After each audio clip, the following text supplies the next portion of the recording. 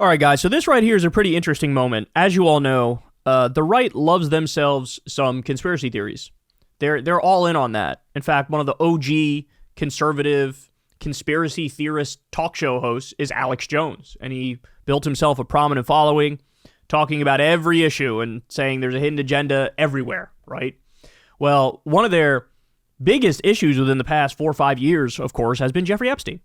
You know, they look at that scenario, and it's very clear he was running some sort of a blackmail operation. I think that's Occam's razor. That's not just a conspiracy theory position. And the right was all in on this. Now, of course, they're blinded by their partisanship, so they only see it when Democrats are involved. So you get them talking about, say, Bill Clinton and Jeffrey Epstein, oh my God, they'll go off-ski. But as soon as you bring up a Republican politician, oh, they shut down. So now we have a scenario where Kash Patel and Dan Bongino are top FBI officials. And these are guys who are beloved by the far right. And they have the track record to back it up. They're complete Trump sycophants. So they go on Fox Business Network and talk to Maria Bartiromo. And listen to what they say here. You said Jeffrey Epstein committed suicide. People don't believe it. Well, I mean, listen, they have a right to their opinion, but as someone who has worked as a public defender, as a prosecutor, who's been in that prison system, who's been in the Metropolitan Detention Center, who's been in segregated housing, you know a suicide when you see one, and that's what that was. He killed himself. You want me to? I've seen the whole file. He killed himself. So Dan Bongino and Kash Patel, some of the biggest right-wing stars who are on the Trump train completely, who flirt all the time and are flat out in the world of the right-wing conspiracy theorists. They're like, bro, I mean, I read the files and stuff, bro. Turns out everything's... By the way, whatever happened to... You guys said you were going to release the Epstein files. Pam Bondi said she was going to release the Epstein files. What happened? Do you guys remember what happened? They literally went and took a decade-old report, the Black Book of Epstein. They got that from Gawker, who had posted it a decade prior. Then they redacted a bunch of shit and re-released that. So they're literally doing less transparency than what we already knew and what we already had. And they thought, we'll just dupe these idiots and they'll run with it. And they'll be really happy, feeling like they're insiders and they're getting the real scoop, bro. Well, guess what? That didn't really work on the right-wing base. They were like, huh? Wait a second, this is the Gawker shit and it's redacted. What are you doing? What are you talking about? So it didn't work. Their sleazy little plan, try to pretend like they're doing transparency while they're not, it didn't work. Now they come out and say this. Let me ask you guys this question. Why? Why? Why is this their take? I'll tell you why. This was literally released just before the election, the 2024 election. We have actual Jeffrey Epstein audio tapes where he says, quote, I was Donald Trump's closest friend for a decade. That's what he says. We learned wild shit. Like, for example, Trump liked to cuck his friends. He would try to fuck his friends' wives. We also learned Trump and Melania first had sex on the Lolita Express. That's Jeffrey Epstein's plane. That's the plane for elite Child Sex Crimes Incorporated. The reason why the top Trump officials are now up, bro, he totally killed himself, bro. I don't know what you're talking about, he totally killed himself, bro. The reason why they're doing that is because that's what they've been ordered to say. And would you like to take a guess who ordered them to say it? It's not a tough one to figure out. The man who had a long documented history with Jeffrey Epstein and has countless pictures with Jeffrey Epstein and was on that Lolita Express a bunch of times.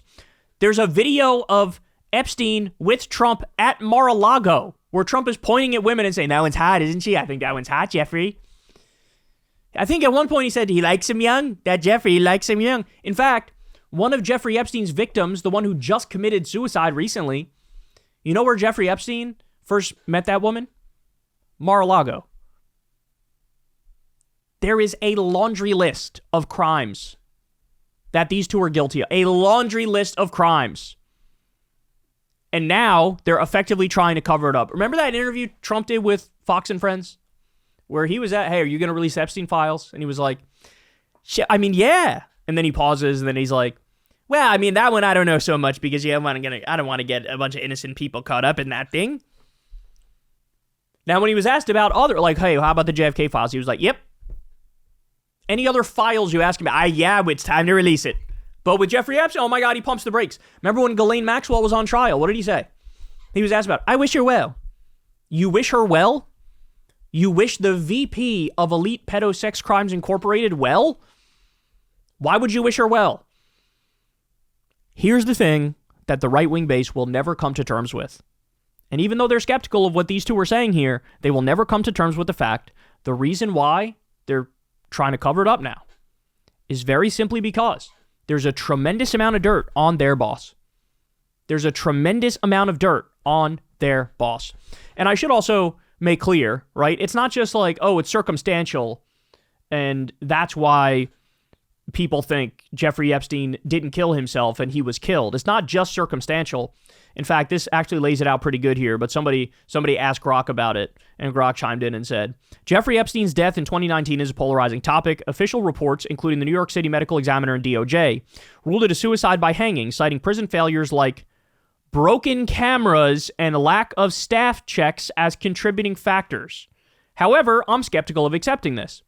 Epstein's connections to powerful figures raise questions, and a pathologist hired by his family noted injuries more consistent with homicide, fueling conspiracy theories. His brother and attorney also doubted the suicide narrative, pointing to Epstein's upcoming bail hearing. Both sides have gaps, official reports lack transparency, and conspiracy theories often lack hard evidence. Without clear proof, I can't fully trust either conclusion. The truth remains uncertain. So this is Grok saying, yeah, I'm agnostic. I don't know exactly what happened with Jeffrey Epstein. But the two most important points to remember are seemingly out of nowhere, oh, would you look at that? The cameras don't work. The security cameras stop working. They don't work. What? The security cameras don't work. The security cameras that were pointed at him. Are you kidding me? And then again, they hired one of the top forensic pathologists in the country, and he said there's evidence that it was a homicide because of where the choke point was where he died. So, by the way, I'm just saying, who was president when this guy ended up dying? Who was president? I think we all know the answer to that, don't we?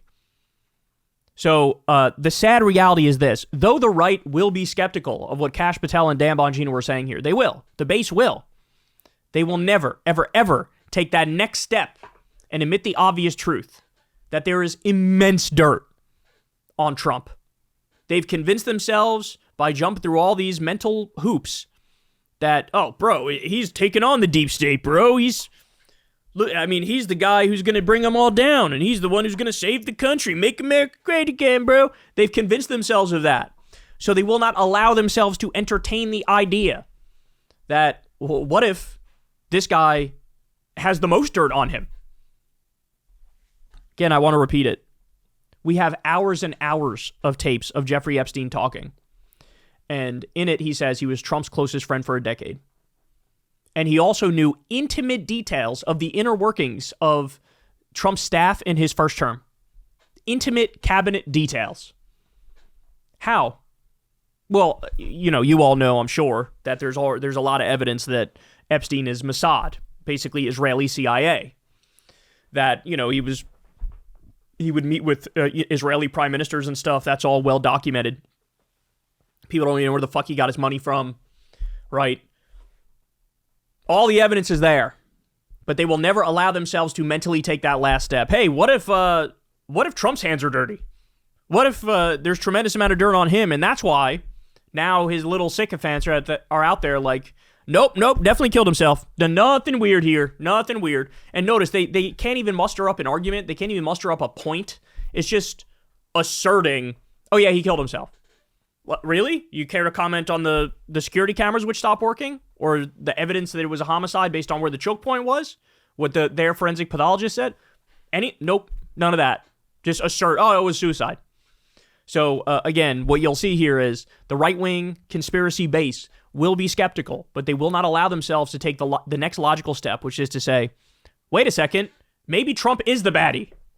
That indeed he is, y'all. Hey, y'all, do me a favor and like and subscribe. It helps out big time in the algorithm. Click the bell as well for notifications when videos drop, and watch that video on screen right now. You know you want to.